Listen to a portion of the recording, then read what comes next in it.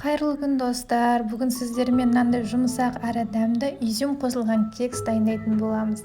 Бізге ол үшін сүт және сүттің үстіне сұйық майымызды, жұмыртқамызды салып араластырамыз. Барлық ингредиенттарды мен астына қанша қосқанымды жазып кететін боламын. Енді осы массамыздың үстіне қантымызды қосамыз. Құрғақ ингредиенттарды бірге қосып, жақсылап араластырып алатын боламыз.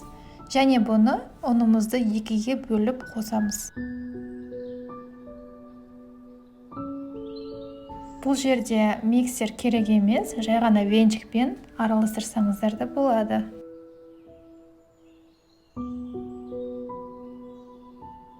Міне осындай масса шықты.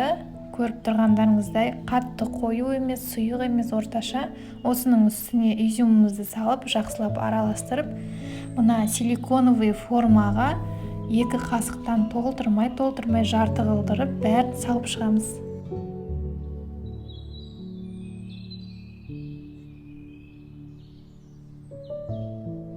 Кексімізді 180 градуста 20-25 минуттай пісіріп алатын боламыз.